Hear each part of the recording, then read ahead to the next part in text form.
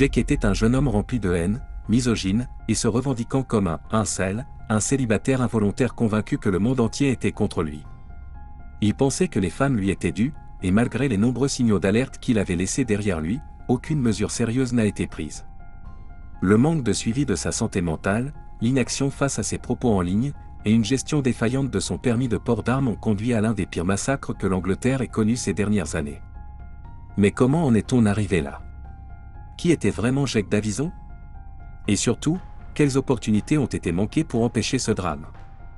Bienvenue dans Ombre des faits, là où derrière chaque crime, se cache une vérité non dite. Si tu es passionné de crimes et de faits étranges, je t'invite à t'abonner, commençons.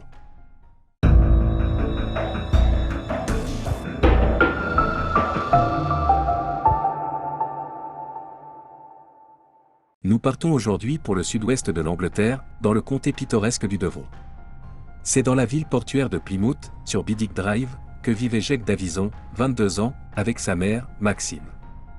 Maxine élevait seule son fils dans un logement social, confrontée aux difficultés financières que connaît toute mère isolée. Avant la naissance de Jake, elle avait vécu dans les îles Shetland, où elle fit la connaissance de Mark Davison, un pêcheur local au tempérament violent et instable. Ensemble, ils eurent 2 enfants, Zoé et Josh. Mais les tensions liées à l'alcoolisme et au comportement agressif de Mark finirent par briser le couple. Enceinte de Jake, Maxine quitta les Shetland pour s'installer à Keyham, un quartier de Plymouth, laissant derrière elle les 2 aînés.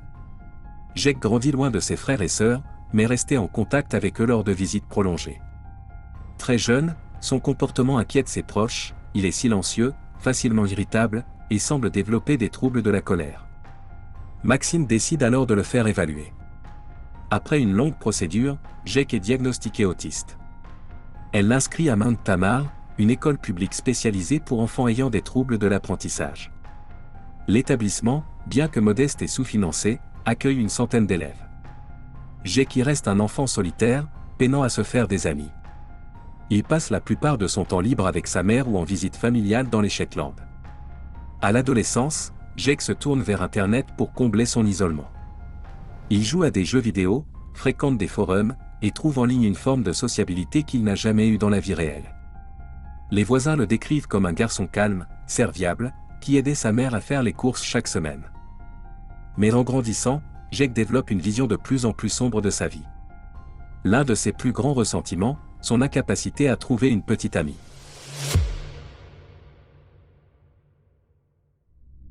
À partir de l'adolescence, Jake Davison développe une obsession, perdre sa virginité. Il en parle ouvertement sur sa chaîne YouTube, Professeur Waffle, où il blâme son apparence et ses blocages mentaux. Mais derrière cette frustration, son comportement commence à se détériorer. À 17 ans, il agresse sans raison un homme de 25 ans et sa compagne enceinte, les frappant à plusieurs reprises. Malgré le signalement, l'affaire est classée sans suite, faute de preuves. Aucun élément de cet incident ne sera inscrit à son dossier. 1 an plus tard, en 2017, Jake demande un permis de port d'armes. Il vit en ville, n'a aucun lien avec l'agriculture ou le tir sportif, mais sa demande est tout de même acceptée. En 2018, il obtient légalement un fusil à pompe, une décision qui, rétrospectivement, soulève de nombreuses questions. Durant cette période, Jake développe des idées de plus en plus extrêmes. Il se dispute fréquemment avec sa mère, Maxine, qui l'accuse de tous ses malheurs. Elle ne reçoit plus d'aide sociale depuis qu'il est majeur, et Jake est contraint de travailler comme échafaudeur. Il ne comprend pas l'impact de cette perte financière et nourrit une rancune croissante envers sa mère. En ligne, Jake exprime son mépris pour les femmes, les qualifiant de superficielles et intéressées uniquement par l'argent. Il adopte une vision misogyne, persuadé qu'il mérite une compagne, mais que le monde l'en prive. Il se réfugie dans des forums comme R-Incel et R-Doomé, où il trouve un écho à ses pensées les plus sombres. Jake adhère à l'idéologie du Black Pill, une croyance selon laquelle les hommes jugés peu attirants sont condamnés à rester seuls. Pour certains, cette idéologie mène à la résignation. Pour d'autres, elle justifie la violence. Son isolement, ses frustrations et ses croyances toxiques le rendent instable et imprévisible.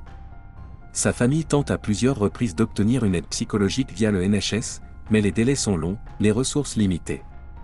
Même son père, pourtant réhabilité après un passage en prison, cherche de l'aide pour son fils dès 2017 mais en vain. Tous les signaux étaient là. Mais personne n'a pu ou voulu les relier à temps. En 2020, Alors que la pandémie de Covid-19 mettait à rude épreuve les services de santé publique, Maxine Davison s'inquiétait profondément pour son fils Jake. Consciente de son instabilité croissante, elle signale son comportement à la police et demande un contrôle de bien-être. Malheureusement, cette alerte ne sera jamais suivie d'effet. Cette même année, Jake est impliqué dans une altercation publique avec 2 adolescents. L'incident est suffisamment grave pour que la police lui retire son permis de port d'armes ainsi que son fusil à pompe. Mais comme aucun antécédent judiciaire n'apparaît à son dossier, les autorités lui proposent de récupérer son arme à condition qu'il suive un programme de gestion de la colère et il accepta. Au printemps 2021, il suit le programme, et en juillet, la police lui restitue son arme. Une décision qui, rétrospectivement, s'avérera tragiquement naïve. Car un mois plus tard, le 12 août 2021, Jake Davison commettra l'un des pires massacres que le Royaume-Uni ait connu ces dernières décennies. Le 12 août 2021, dans le quartier paisible de Keyham à Plymouth, Jake Davison, 22 ans, déclenche l'une des pires fusillades que le Royaume-Uni ait connues ces dernières décennies. Ce jour-là, après une dispute avec sa mère Maxine, Jake la tue d'un coup de fusil à pompe dans leur maison de Biddick Drive. Il sort ensuite dans la rue, armé, et abat Lee Martin, 43 ans, et sa fille adoptive Sophie, âgée de seulement 3 ans. Il blesse ensuite 2 voisins, Ben Parsonage et sa mère Michelle, qui parviennent à se mettre à l'abri. Jake poursuit sa route à travers un parc, où il tue Stephen Washington, 59 ans, avant de tirer au hasard dans les rues avoisinantes.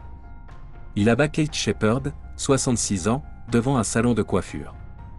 Quelques minutes plus tard, alors que la police converge vers la zone, Jake met fin à ses jours en se tirant une balle dans la tête. En seulement 8 minutes, 6 personnes ont perdu la vie, dont l'auteur de la tuerie. Lorsque les secours arrivent sur place, il est déjà trop tard, Jake s'est suicidé après sa tuerie. Les victimes sont rapidement identifiées, Maxine Davison, sa propre mère, Lee Martin et sa fille de 3 ans, Sophie, Stephen Washington, et Kate Shepherd. Très vite, l'attention se tourne vers les autorités. Comment un homme avec des antécédents de violence, des troubles mentaux connus et des propos inquiétants en ligne a-t-il pu obtenir, puis récupérer, un permis de port d'armes? Les critiques sont vives. 2 agents de police responsables de la gestion de son dossier sont sanctionnés pour avoir restitué son fusil à pompe après d'une précédente confiscation. En hommage aux victimes, une veillée est organisée à North Down Crescent Park. Les drapeaux sont mis en berne, et la tour Smithon est illuminée. Familles, voisins et anonymes se rassemblent pour pleurer ensemble et honorer la mémoire de ceux qui ont perdu la vie. Et c'est ainsi que s'achève l'affaire tragique de Jake Davison. Un jeune homme marqué par l'isolement, la frustration et des pensées radicalisées, et un système qui, à plusieurs reprises, a failli à prévenir l'inévitable. 5 vies fauchées, une ville marquée à jamais, et un appel urgent à une réforme du suivi en santé mentale et des contrôles de détention d'armes à feu. Merci d'avoir suivi cette affaire avec attention. Si elle vous a appris quelque chose, n'hésitez pas à partager vos réflexions en commentaire et à vous abonner pour plus d'affaires criminelles.